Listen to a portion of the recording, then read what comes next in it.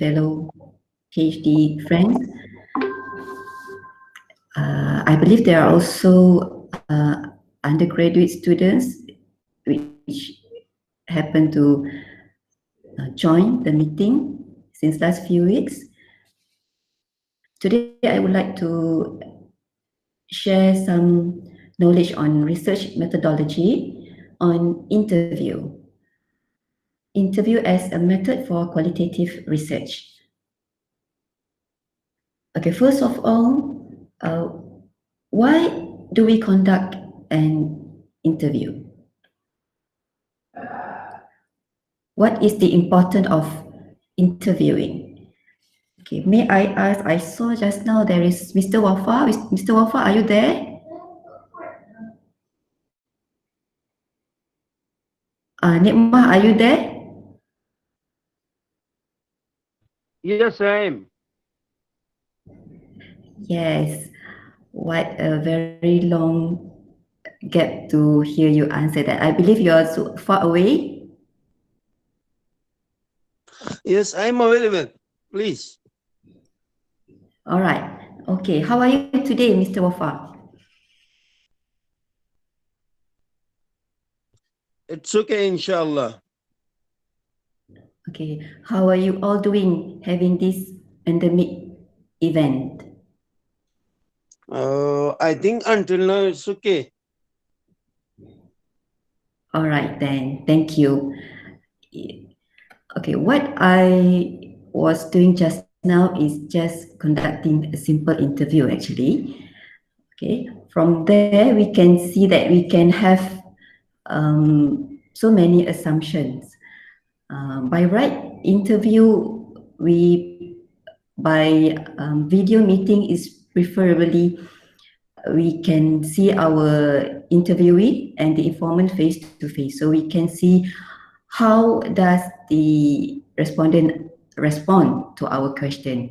All those matters in interviewing. All right.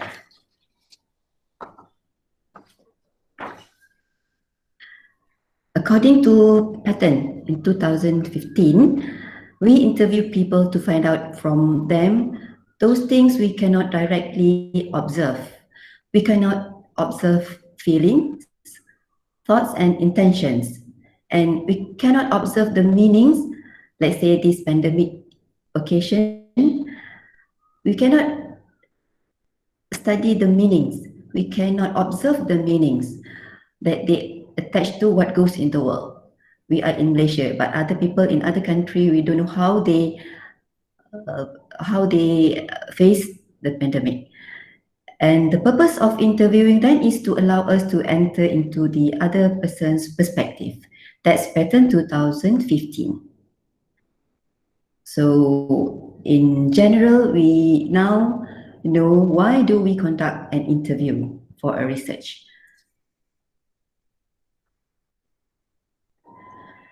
Before I continue further in interview method, let me bring us back to what my fellow friends this morning has presented on, which was on qualitative research. These two slides will bring us back to what qualitative research is all about. Basically, qualitative research is a text-based data.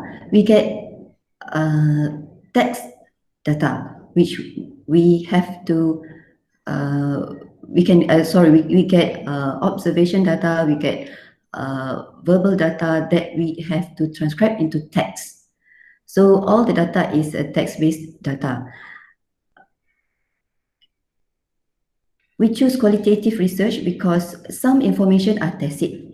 It involves experience, meaning that it is not easy to explain. It's the participants' own words and it is inductive. Qualitative research is an inductive research. We present new variables, new models, and theories. Whereas quantitative research, we always test the hypothesis. The question why and how is always used in interview method in qualitative research. We can track changes in participants' attitudes and perception, and always remember that the researcher is always the instrument of the research. We are the living instrument.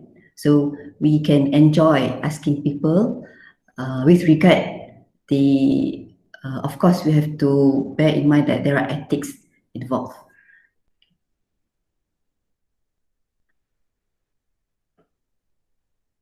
In qualitative research, teams emerge. Teams emerge from data collection approach or data collection method that we apply in the research.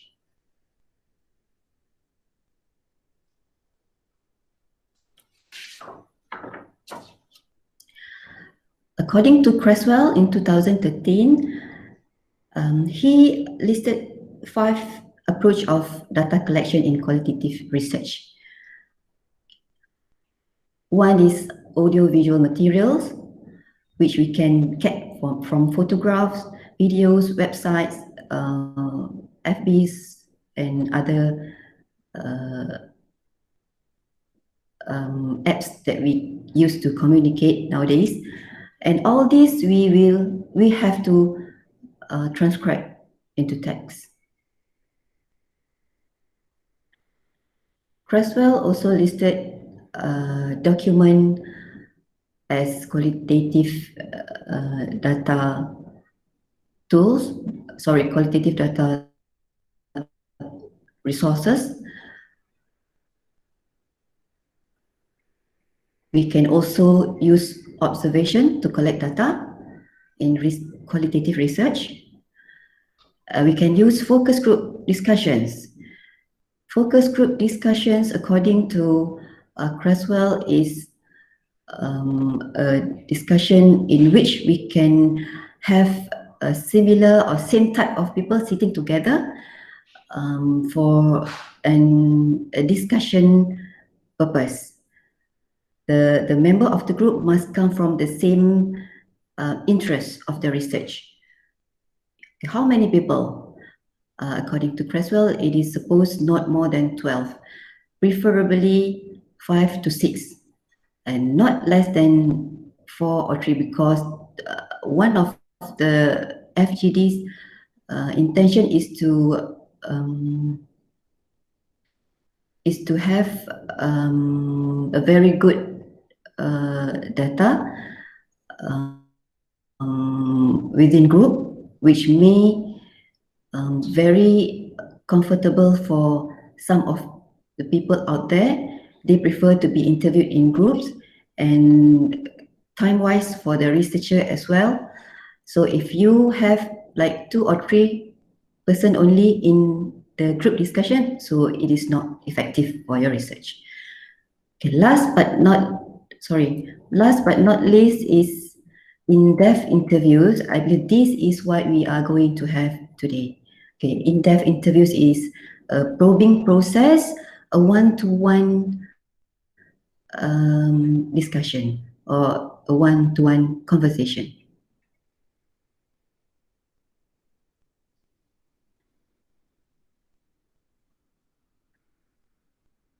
Okay, now we are into the interview topic.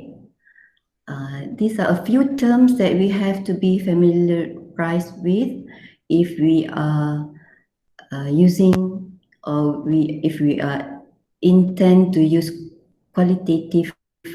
interview approach in your qualitative research. Okay, the first one is, of course, the in-depth interview, the topic itself. Number 2 is the informant. We always use the term informant, the interviewee that gives information to us. The interview protocol. This is sometimes also known as interview guide. It is a form of like 4 to 5 pages guide for the researcher, for the interviewer, to have the interview goes smooth.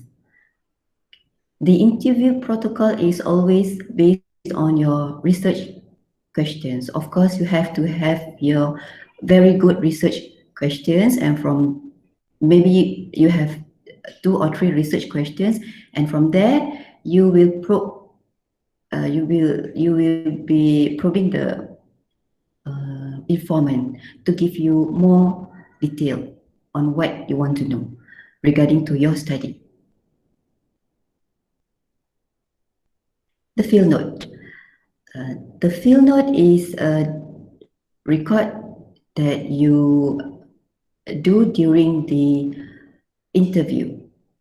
Okay, you don't write during the interview. I mean, you don't write your respondents and the informants during the interview. You just listen. You have to lend your ears and your feelings very well. You have to be neutral, but you have to be a very good listener. You have to be very observant to the gestures and all the intonations of your informants. So this field note, what does this field note used for? Okay, this field note is used for you to write down, to note down any action or whatever movement or whatever reflecting you to take that as a source or a data for your study. Okay, you can divide the field note into 2, which is descriptive and reflective. The descriptive one, on descriptive column, you write what you see. Normally what you see, what happened during your interview. Maybe during the interview, someone come to your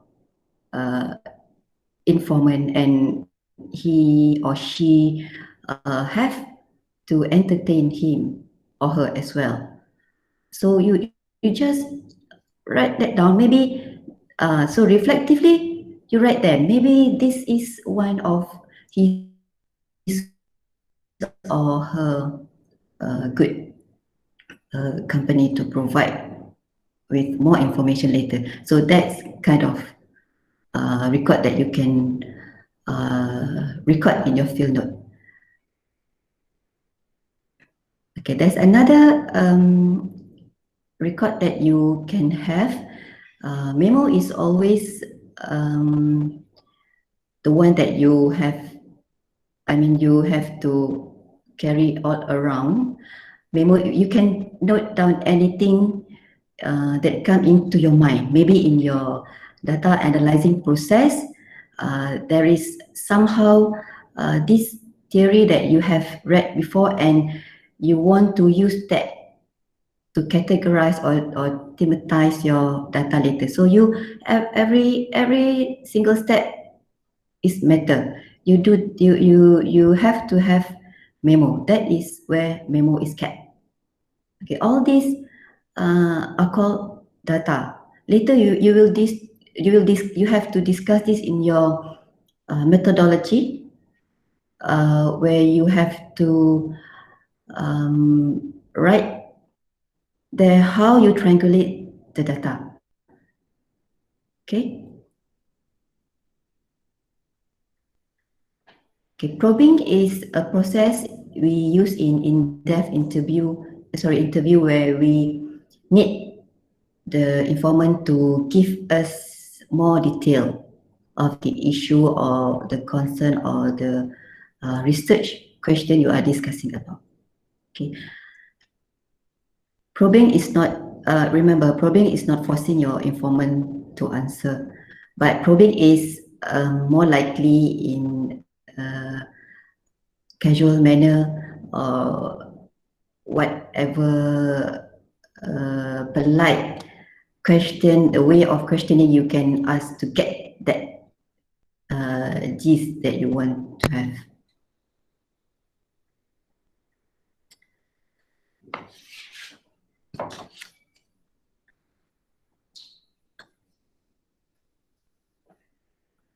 Okay, we have know the terms. Now we are going to interviewing. Of course, before we go out for interview or before we decide what to ask. We have to decide on our research questions. We have the purpose of our study, and then we have to list out a very good research questions. Where does these research questions come from? It may come from your readings. It may come from your literature review, but you cannot move away. You cannot get away from your problem statement. Okay, that's where your research questions come from, actually. And then you have to identify your informants. Back then, my friends have uh, discussed that in qualitative research, we use purposive sampling, where we already know who we are going to interview. I mean, with regard to our study, we already know the group of people that can help us to give us the information that we need. That is purposive sampling. And in purposive sampling, of course, there are 8 type of purposive sampling. Okay, and then you determine the interview structure. We have 3 interview structure. I will show the structure again later.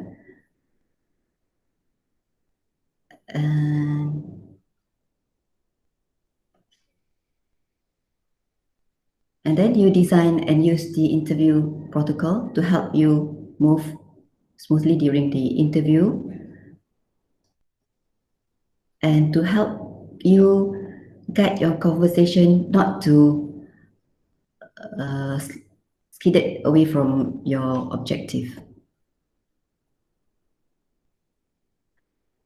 All right. Use adequate recording procedures. Normally, if we manage to meet the people physically, one-on-one, face-to-face, we can only bring along our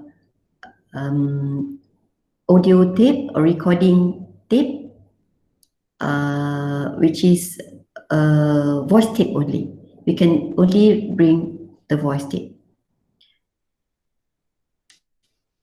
Because if we can meet the informant face to face, we can see their reaction, we can see the gestures.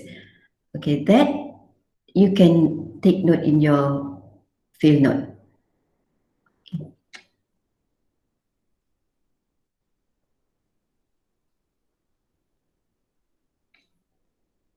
And then you determine the place.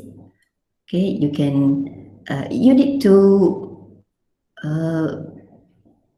communicate with your informant first to get the available time to get him or her engaged with you beforehand.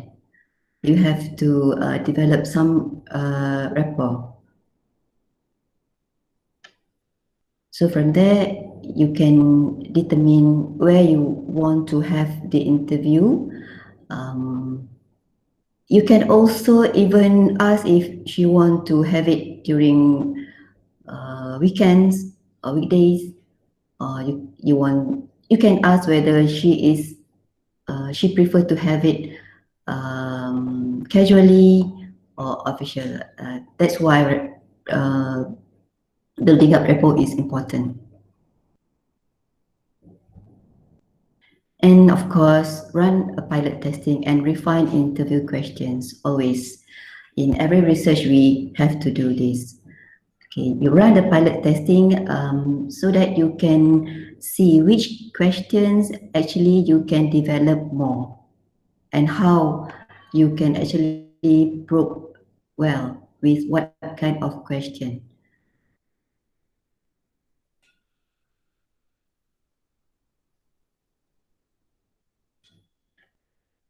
Right? There are actually three type of interview structure. The first one is highly structured interview.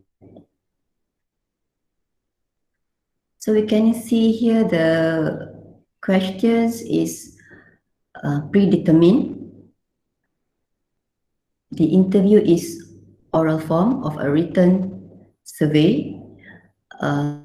You have to prepare all the questions and predetermine all the wording.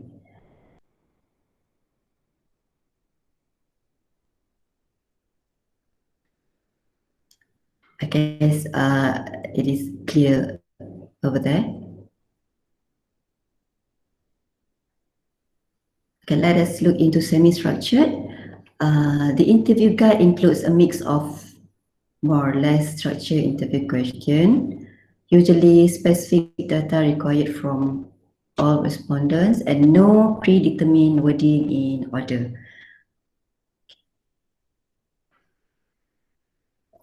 The last one is an unstructured interview. Actually, this one is used when we first run the interview. Okay, especially in a study where we don't know much about the area. We will start with unstructured or informal. Yes, we can have both, but normally when after the pilot study, we will stick to one structure.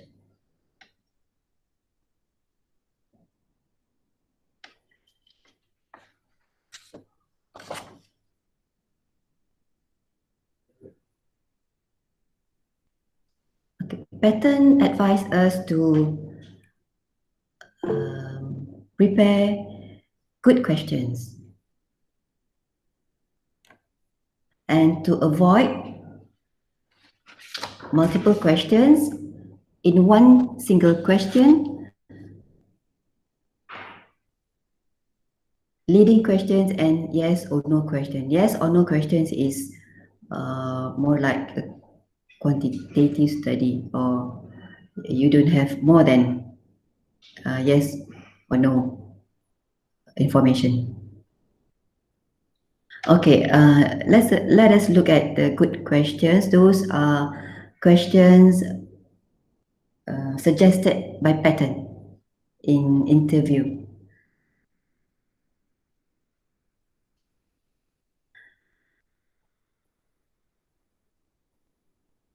Okay, I was asking Mr. Wafa just now about his feeling having the pandemic at his place just now. So that kind of questions is maybe a very an informative information for certain study, and maybe somehow help us to get the information on experience, how the other people experience, so that we have the meanings from every single people, maybe different meanings from every single people. What is the meaning of studying from home to our children here in Malaysia or over there at our friend's place, right?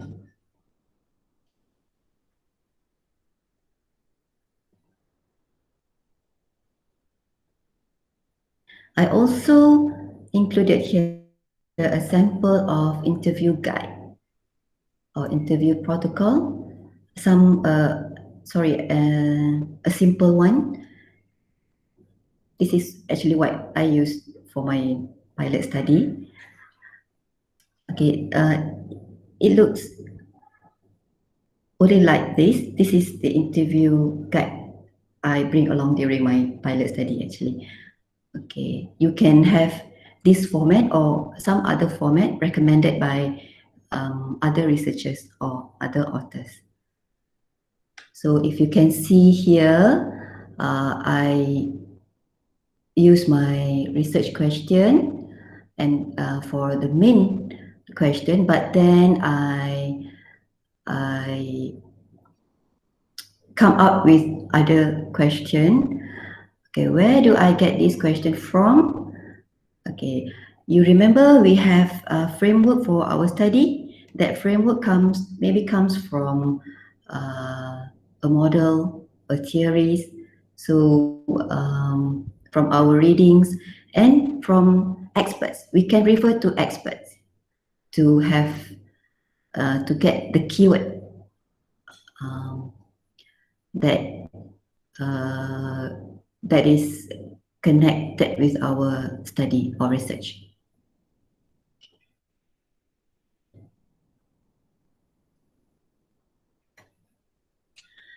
Okay, while some of us may find video meeting or video interview is relevantly new normal, it is actually has been discussed a long time ago and practiced as well as early as 2007.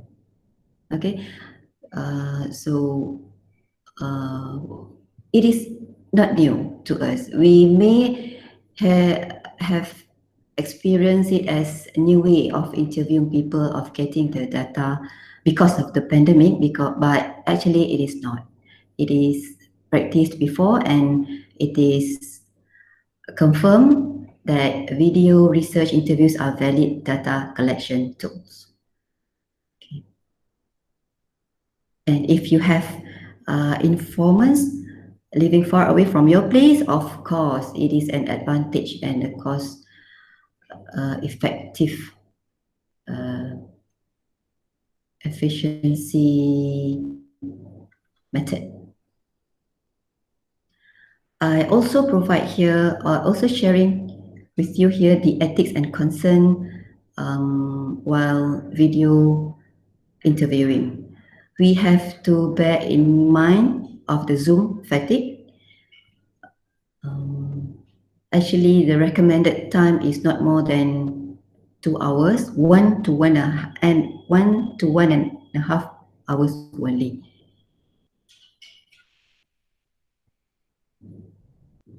Okay, since we are working from home, some of the informers may not want to be sharing their home, and some are more introvert, not familiar with strangers via the video, and we have to concern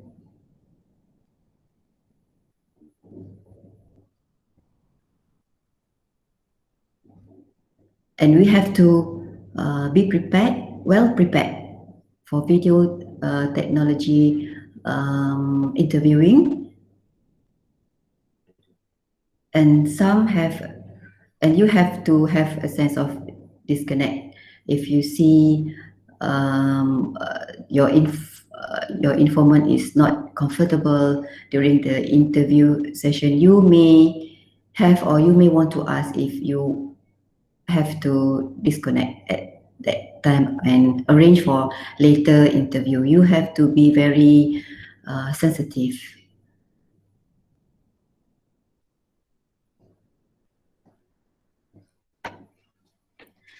And this is the process involved after the interview. We call the data analysis as a simultaneous data analysis because it is very important for you to come back home and analyze the data as soon as possible because some of them are kept in your memory. There is no way that you can have your note all jot down in your field note. Trust me. Okay, so it is a very for me it is a principle for you to come back and start analyzing your data. It is, I think it is advised anywhere in research, in a good qualitative research book. You have to try to analyze your data as soon as possible as you get back home. Okay. Um, Actually, in qualitative research, the process of data analysis can be uh, can be uh, forward or backward. Okay, after the interview, we get back home and transcribe all the data. Transcribe means you get your recording tools with the voice recorded, and then you have to transcribe the words one by one using a tool, any tools, any data analysis tools you prefer to use. Okay, so you have to transcribe the data. Transcribe means you transfer all the voice into the data. So you will get a script in front of you. So from there, you code the data. Okay, after like 1 or 2 hours transcribing, trust me, I need more than that. Okay, then you can relax. After you have transcribed the data, you can have your time and then come back and do the coding. All right. Um, Coding means that you find the keyword from the text. You find your keyword. If you are doing environmental studies, you may want to find what you may find keywords related to environmental study. And if you are doing behavioral and connecting to environmental education or environmental studies, next you put that picture behaviors. So you get environmental coding keywords, you get behavioral keywords. So that's how you do the coding. Then, during the analysis and the coding, you may have or you may want to follow up. Okay, the follow up means you are not sure what is this word means. You are not sure is this the correct word. Maybe your audio tools didn't catch what your informant say, and you have that doubt and you want to follow up with the informant. Yes, you can just go back and forth during the data analysis process. That's what data analysis in qualitative research looks like. Okay, the last one, only you come out with the themes after you have a lot of quotes. Normally we have another criteria after the quotes. You may have hundreds of quotes, and then what we do if we criteria the quotes, only then easier for us to come to the themes.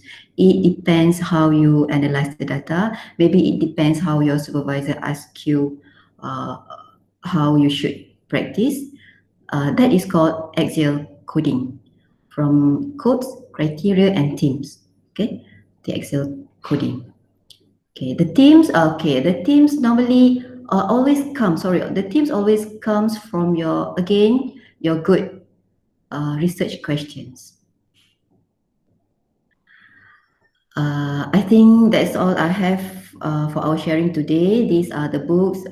These are part of the books that I use for my study. With that, I thank you.